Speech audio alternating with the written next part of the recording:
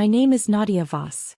I am 32 years old, a structural engineer with my own firm, and the person responsible for designing 3 of the most technically complex bridges built in this country in the last decade. I own a 2-bedroom apartment in the city, drive a car I paid cash for, and have not asked my parents for a single dollar since I was 23 years old. None of that matters to my family.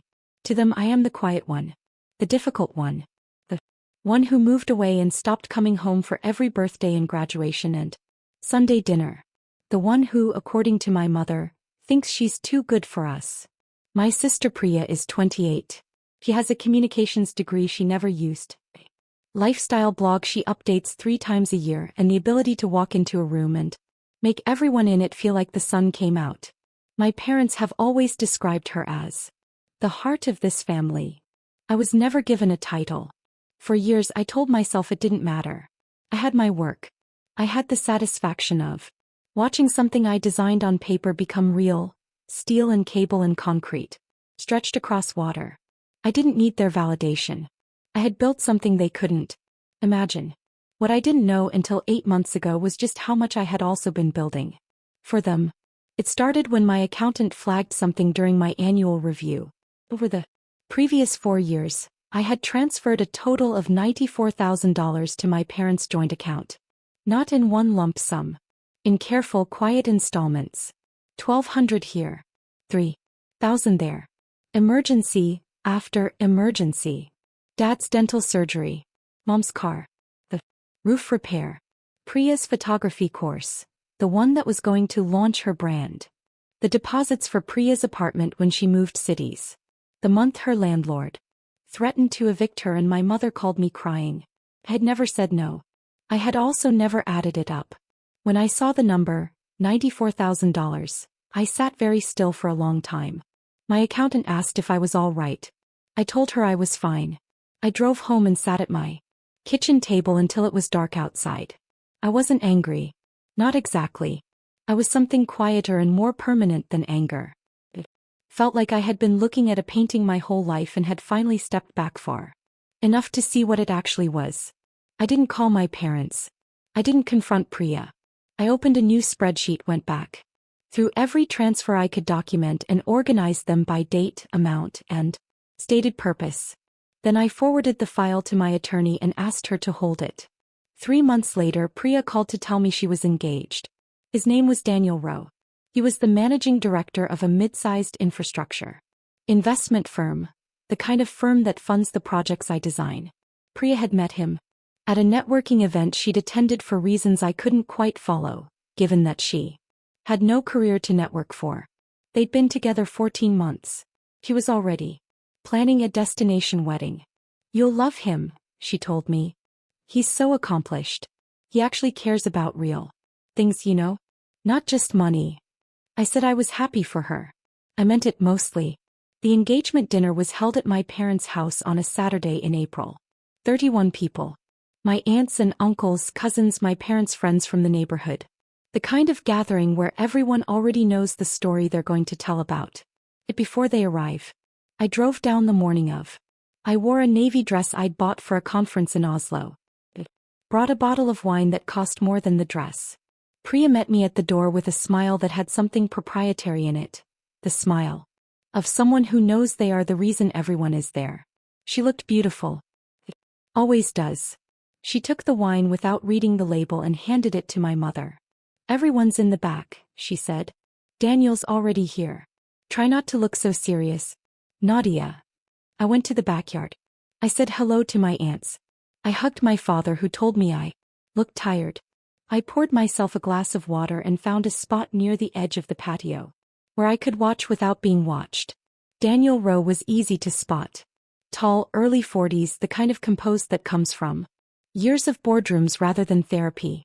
He was talking to my uncle about something, nodding with the practiced attention of someone who knows how to make people feel heard without giving anything away. Priya was beside him, her hand in the crook of his arm, laughing at something he hadn't said yet.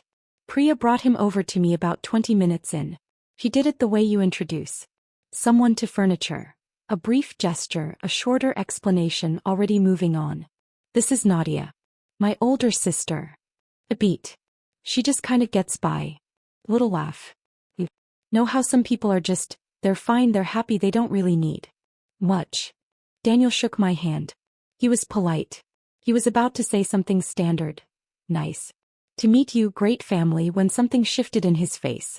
A flicker of recognition that hadn't resolved itself yet. Have we met? He asked. I don't think so, I said. He tilted his head. You look really familiar. He pulled out his phone, not rudely, just reflexively, the way people do when they're chasing a thought. He typed something. Stopped. Typed something else. Priya was already half-turned toward our cousin across the patio. Daniel looked up from his phone. He looked at me. He looked back at his phone. The color in his face had shifted, not gone but changed. The way a room changes when a cloud passes over the sun. You're Nadia Voss, he said. It wasn't a question. Yes. Voss Structural. The Harbor Meridian Bridge. Among others. He was quiet for a moment. Then, we almost brought your firm in on the Caldwell Crossing project 2 years ago. Your proposal was, he paused, choosing the word carefully, extraordinary. We went with someone else for budget reasons. Regretted it. Priya had turned back around. She was watching us now, her smile slightly recalibrated. Daniel looked at her. Something in his expression had changed, not cold but careful. You said your family didn't have anyone in professional fields. That it was just, he seemed to be replaying a conversation, that your background was modest. That you'd built everything yourself. She has, my mother said from somewhere behind me. Priya has worked so hard. I'm asking about what Priya told me, Daniel said, quietly but with a firmness that stopped my mother mid-sentence. You told me your sister wasn't really, that she didn't have a career, that she struggled. The patio had gone the way patios go when 31 people all decide simultaneously to stop their separate conversations.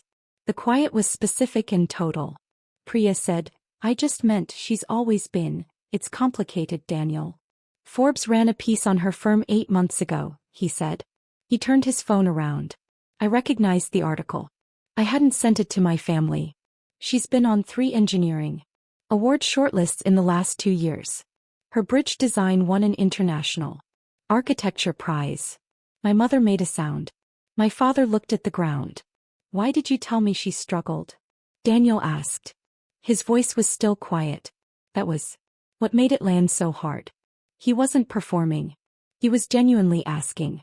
Why did you let me sit here for 20 minutes thinking? It's not a big deal, Priya said. I didn't think you'd. You told me things about your family that weren't true. You told me your sister had never amounted to much. He put his phone in his pocket.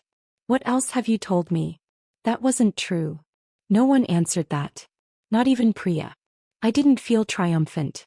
I want to be honest about that. I felt something sadder and more complicated, the specific exhaustion of a story you've been living inside for so long that you stopped noticing its shape. Priya hadn't invented her version of me out of nothing. She had built it incrementally, the way all fictions are built, one small omission at a time, until it was solid enough to stand on. Daniel left the dinner 40 minutes later. He was polite about it. He shook hands. He said it was lovely to meet everyone. He did not look at Priya when he said it. They broke off their engagement 12 days after that, which I learned from my aunt, not from Priya. My parents called me the following week. My mother cried. My father was quiet in the way he gets when he is angry but knows he doesn't have the argument to justify it. They told me I had embarrassed the family. I told them very calmly that I had said almost nothing at the dinner. That everything Daniel had found he had found himself. Then I told them about the spreadsheet. I didn't threaten them. I didn't demand repayment, though my attorney had confirmed I had grounds to pursue it. I simply told them the number, $94,000. And I told them that I had documentation for every transfer. And then I told them that I would not be sending any more. My father said, that money was for the family. I know, I said. I know you believed that. I moved my parents off my automatic transfers that same afternoon. Called my attorney and told her to hold the file for now, not forever but for now. My sister has not called me. I didn't expect her to.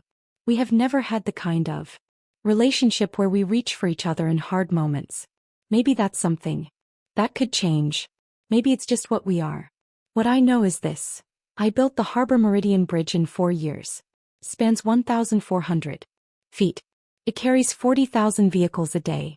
My name is in the engineering records, in the award citations, in a Forbes article that my family never read and my sister's fiancé found in 30 seconds on a phone at a backyard engagement party. I just get by.